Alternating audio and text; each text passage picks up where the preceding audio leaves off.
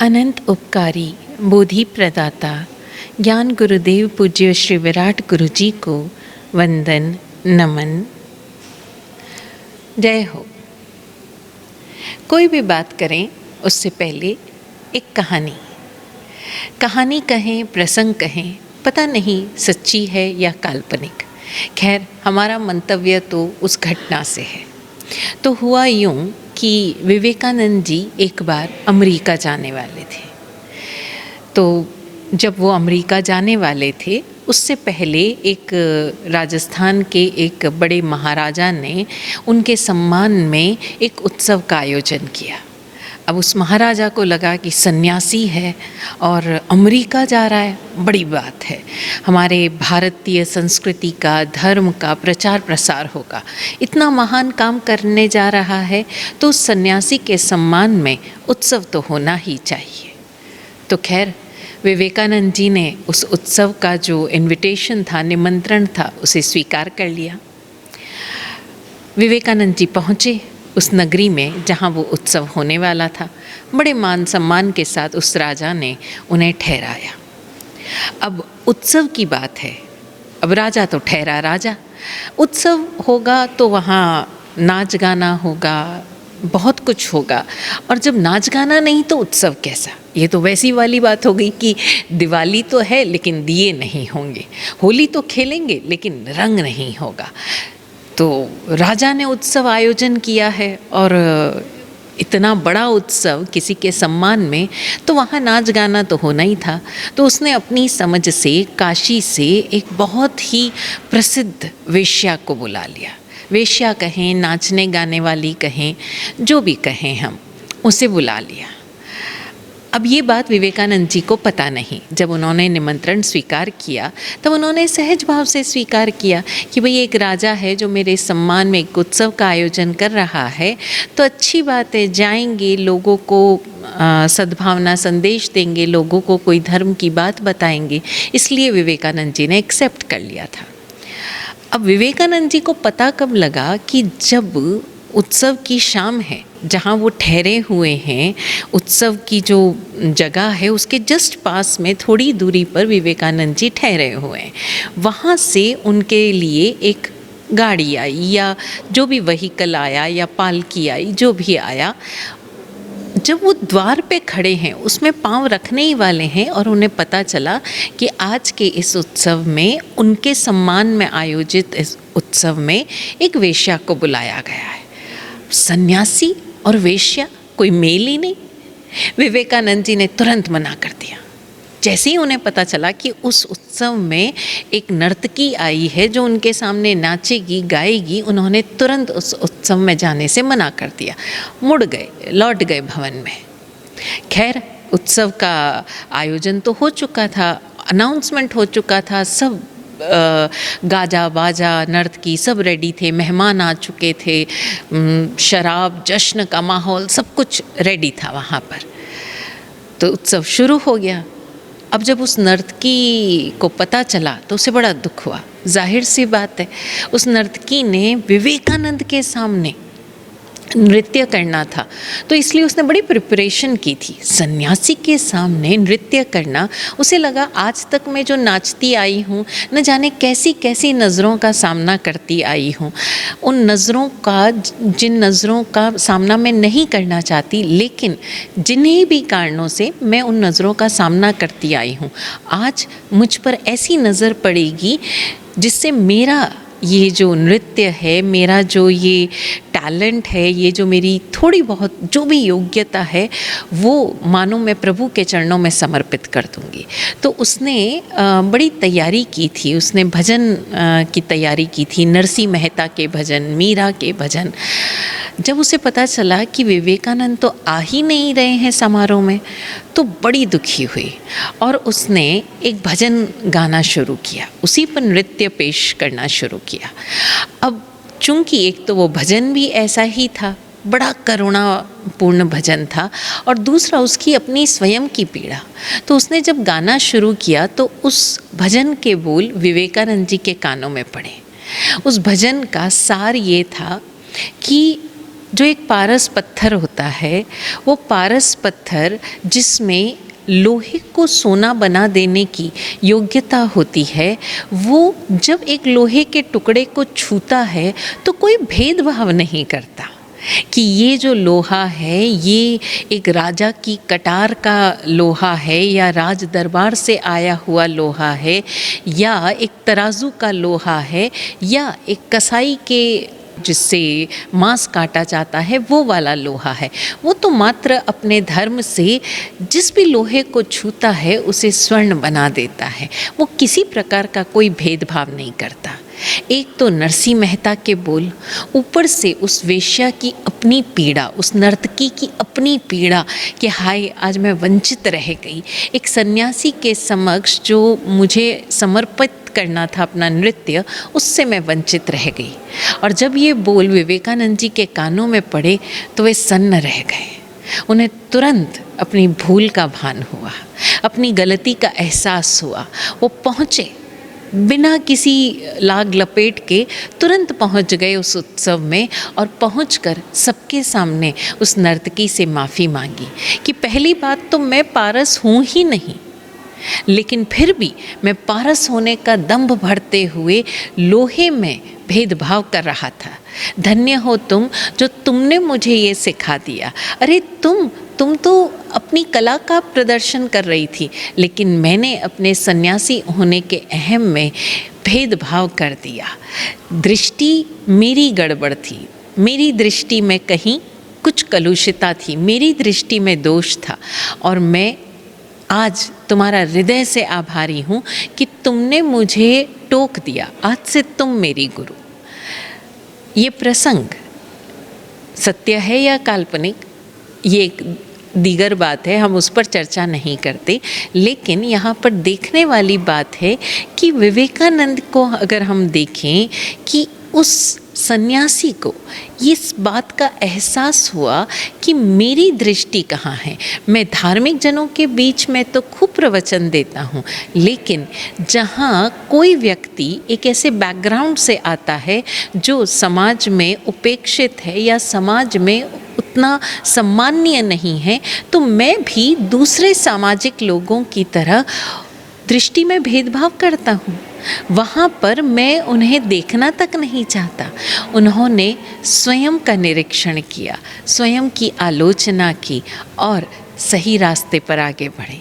अब अगर हम वेश्या की दृष्टि से, उस नर्तकी की दृष्टि से देखें तो उस नर्तकी ने भी तैयारी की। हमेशा ही वो अपना बेस्ट देती है क्योंकि उसे इस मार्केट में, इस कंपटीशन में टिके रहना है। जब तक उसका नृत्य सर्वश्रेष्ठ नहीं होगा तब तक वो कैसे टिक पाएगी। लेकिन आज एक सन्यासी के सामने अपनी प्रस्तुति देने से पहले उसने पूरी तैयारी की, यानी जो ऑडियंस है उस पर ध्यान दिया कि ऑडियंस क्या चाहती है, उनकी मांग क्या है। तो आज जो उसकी ऑडियंस थी, आज जो उसके दर्शक थे, उसमें सर्वोपरि था वो सन्यासी, जिसके लिए उसने अपनी नृत्य कला को, अपनी गायन कला को भजनों के रूप में पिरोया। मीरा के भजन, नरसी के भजन, और उन भजनों से उसने अपनी नृत्य कला को, गायन कला को प्रस्तुत किया। अब ज़रा इन दोनों ही चीज़ों पर हम ध्यान दें तो हमें पता चलेगा कि हम अपनी सफलता की राह में बाधाएं खुद ही लगा देते हैं। फिर वो चाहे प्रोफेशनल एरिया की सफलता हो या आध्यात्मिक क्षेत्र की। हम धार्मिक क्षेत्र में भी देखें कि हमारी जो दृष्टि है बड़ी बंधी हुई सी होती है। ये हमारे सेक्ट के गुरु हैं, अरे ये तो वैष्णव संप्रदाय के हैं, ये तो भगवा वस्त्र पहने हुए हैं, ये तो मैरून वस्त्र पहने हुए, ये हमारे सन्यासी नहीं हैं। और जो सफ़ेद कपड़े पहने हुए हैं उनमें भी अरे ये हमारी संप्रदाय के नहीं हैं। यहाँ तक कि हम उन्हें एक सामान्य सोशल ऑर्डर की तरह हाथ भी नहीं जोड़ते। झुकना तो बहुत दूर की बात है, हम उन्हें साधु ही नहीं मानते। अच्छा, इसमें उस साधु का कोई नुकसान नहीं है, लेकिन हम ज्ञान पाने से वंचित रह गए। हम ज्ञान प्राप्त भी करना चाहते हैं, लेकिन उससे पहले ही हमारी दृष्टि में भेदभाव शुरू हो जाता है। इन्होंने शास्त्र पढ़े हैं कि नहीं पढ़े हैं तो किनसे पढ़े हैं। हम ही अगर उनकी सारी योग्यता का पता लगा लेंगे, हमारे भीतर ही वो सारी चीज़ें आ गई, तो फिर हमारे भीतर ज्ञान प्राप्त होगा कैसे, हमारी दृष्टि बदलेगी कैसे, हम कैसे अपनी उस राह में गतिशील हो पाएंगे जहाँ बाधाएं कहीं बाहरी नहीं हैं, बाधाएं हमारे पुराने कर्मों की नहीं हैं, बाधाएं हैं हमारे वर्तमान की समझ की, बाधाएं हैं हमारी दृष्टि के दोष की, बाधा है हमारे समझ के दोष की। हमारी समझ ही अशुद्ध है, हमारी दृष्टि ही अशुद्ध है कि हम ये नहीं देख पाते कि ज्ञान कहाँ से आ रहा है। हम कई बार लोगों को कहते भी हैं कि हम क्यों इस वेश के फेर बदल में पड़ते हैं। वेश तो एक जैसे स्कूल ड्रेस की तरह है, जिस तरह एक बच्चे की स्कूल ड्रेस देखकर आपको पता चलता है कि ये बच्चा कौन सी स्कूल्स का है, किस तरह की जो वो ड्रेस पहन रहा है, जूते पहन रहा है, उसने बेल्ट लगाया है, टाई बैज जो भी लगाया है, जिस तरह हमें उस स्कूल ड्रेस से पता चलता है कि ये जो बच्चा है कौन सी स्कूल में जा रहा है और हम अंदाज़ा लगा लेते हैं, वैसे ही कोई भी साधु साध्वी हो, हम उसकी स्कूल ड्रेस से, उसके वेश से मात्र उसकी स्कूल ड्रेस का अंदाज़ा लगा सकते हैं। उनके भीतर उस ज्ञान धारा से हम वंचित ही रह जाते हैं। हम अपने उन्हीं बंधे हुए चश्मों से जब देखते हैं तो वंचित हम स्वयं को करते हैं। उस साधु को एक वंदन अधिक मिला या 2 वंदन नहीं मिले तो इससे उसकी साधुता घट बढ़ नहीं जाएगी। मैं एक सामान्य सा प्रश्न करती हूँ, आप जो अपने घर में पेयजल काम में लेते हो, यानी जो पानी आप पीने का काम में लेते हो, क्या आपको पता है कि वो कौन सी नदी का पानी है? या आप वहाँ पर भी भेदभाव करते हो, अरे वो नदी का पानी तो उस संप्रदाय के लोगों को जाता है इसलिए हम नहीं पिएंगे, हम अपना पानी खुद पिएंगे। ऐसा नहीं होता ना। आप सिर्फ इतना देखते हो कि जो पानी आप पी रहे हो वो पीने योग्य है या नहीं, वो प्योर है या नहीं, उसमें किसी प्रकार की कोई अशुचि अशुद्धि तो नहीं, उसमें किसी प्रकार की कोई ऐसे हार्मफुल केमिकल्स तो नहीं जो आपके स्वास्थ्य को नुकसान पहुंचाएंगे। वो स्वच्छ शुद्ध पीने योग्य है तो आप वो पानी जिस नल से आ रहा है, नल खोलकर आप वो पानी काम में ले लेते हो।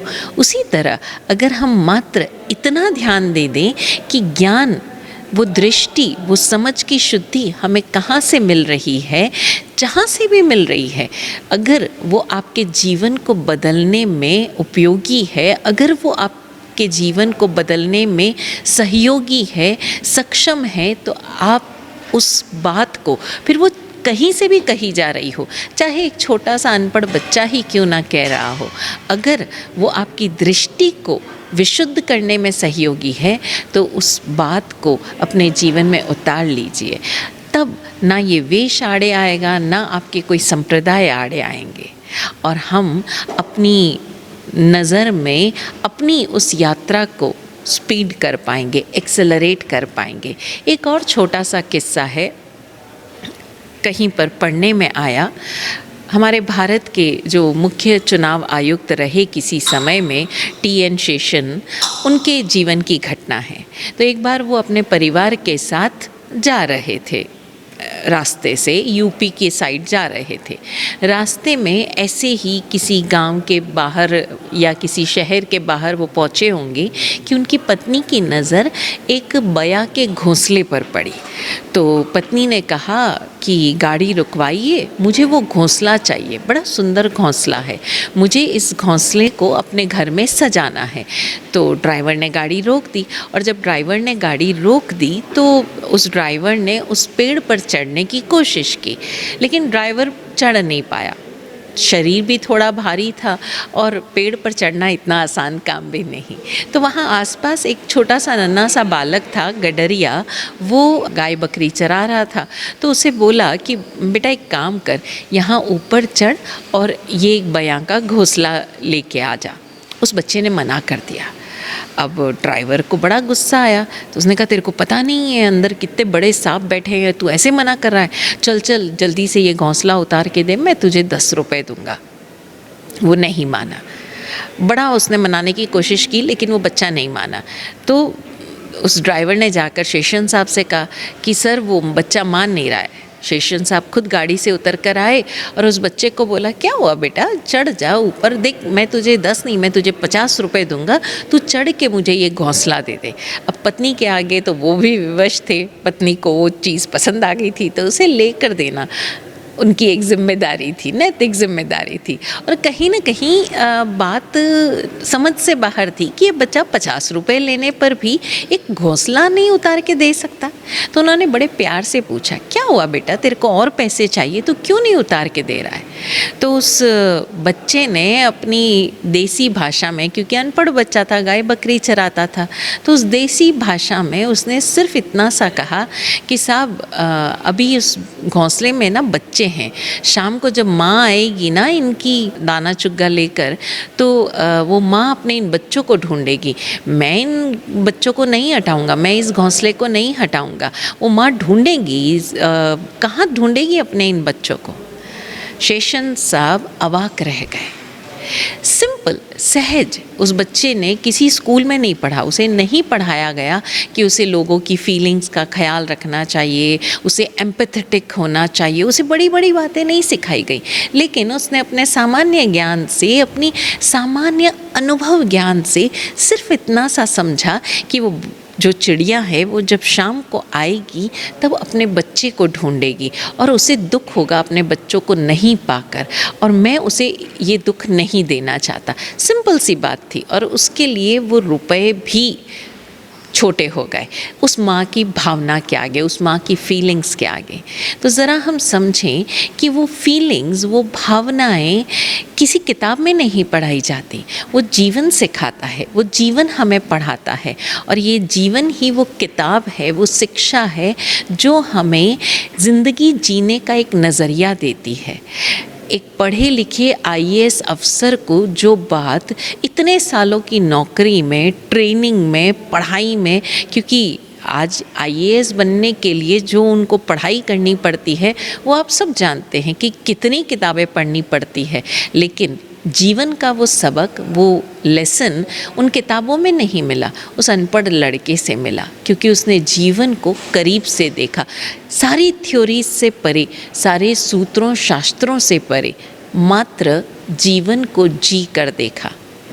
हम भी ज़रा देखें कि हम सूत्रों शास्त्रों को पढ़ने की इस ललक में न जाने कितना कुछ हम अंदर ही अंदर भरे जा रहे हैं अपने, लेकिन जीवन जीना भूल रहे हैं, जीवन को सहजता से जीना भूल रहे हैं।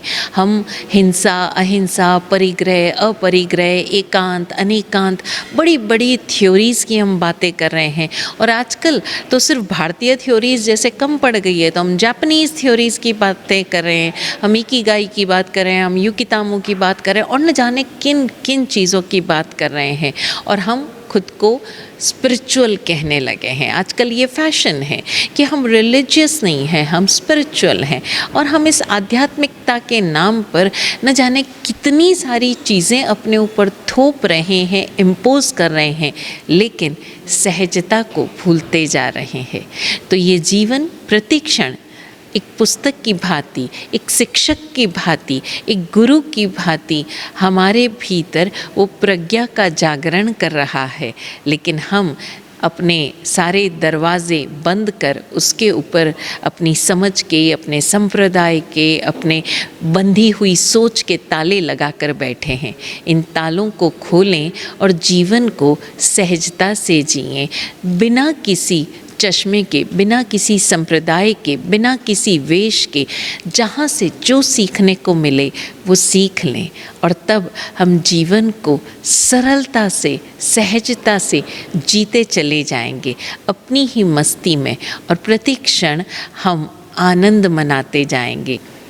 विराट गुरुदेव अपने भजन की पंक्तियों में हमें यही सिखाते हैं, हर विधा सहायक और सुखमय, हर खुशी हमारी हमदम, आनंद आनंद आनंदम, आनंद आनंद आनंदम।